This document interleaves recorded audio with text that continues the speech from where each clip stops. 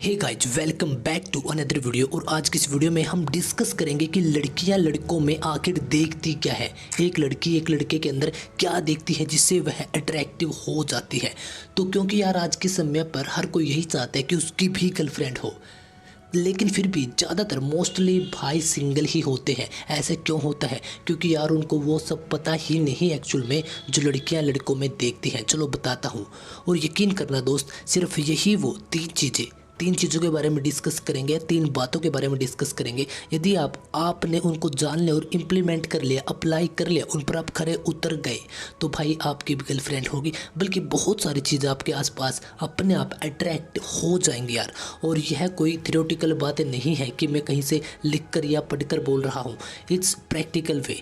यह होता है, जेन्युइनली होता है, और आपको पता नहीं है, इसी वजह से आपकी गर्लफ्रेंड नहीं है। और अगले आने वाले 4 से 5 मिनट में आपको उन बातों का पता लग चुका होगा। सो नंबर 1, लड़कियां लड़कों में क्या देखती हैं कि नंबर 1 उनका स्टैंड हो।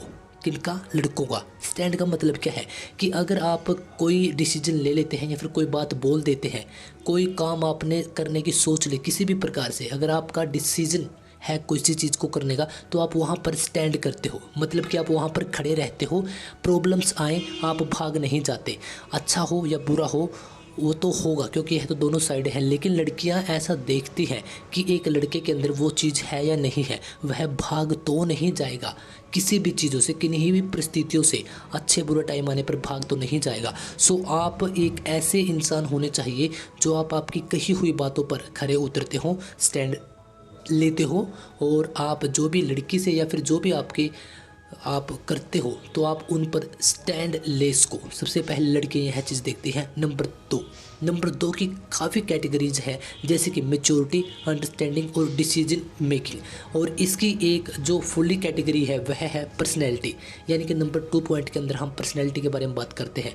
यार आपकी एक पर्सनैलिटी जब तक नहीं होगी तब तक आप भूल जाओ कि आपकी कोई गर्लफ्रेंड होगी। अगर बाई चांस आपके पास कोई लड़की आ भी जाती है और आप एक रिलेशन में चले भी जाते हो, तो यकीन करना कि आप लंबे समय तक नहीं रह पाओगे दोनों एक साथ।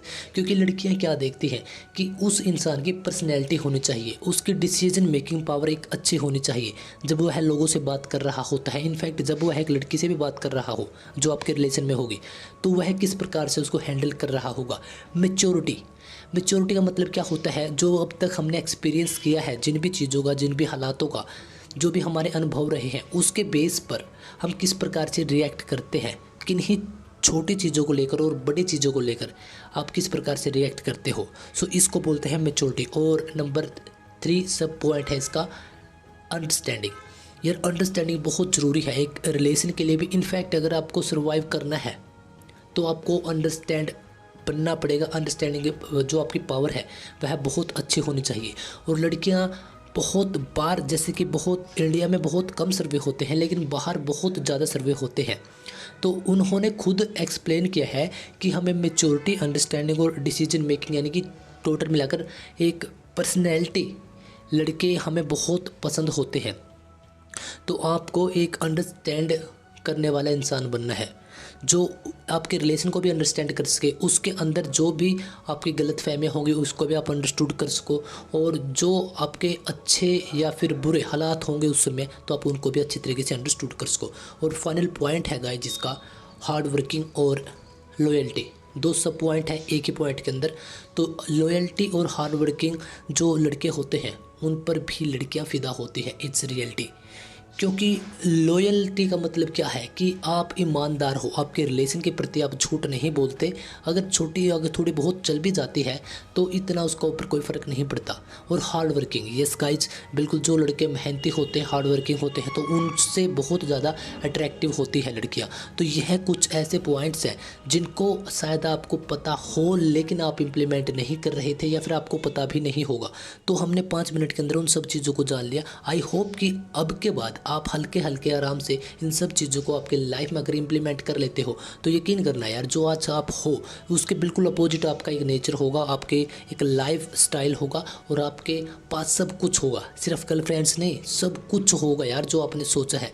लेकिन अगर आप इनमें से कुछ भी नहीं उतार पाओगे आपकी लाइफ के अंदर, सो सॉरी ब्रदर, क्योंकि अब तक जैसे आपकी लाइफ चलती आ रही थी ठीक वैसे ही आपकी लाइफ आगे भी चलेगी। वीडियो को ज़्यादा लंबा नहीं करेंगे क्योंकि यही मेनली मेजरली हमारे पॉइंट्स थे। सो आई होप कि आपको वीडियो बहुत अच्छी लगी होगी और मिलते हैं नेक्स्ट वीडियो में। So thank you and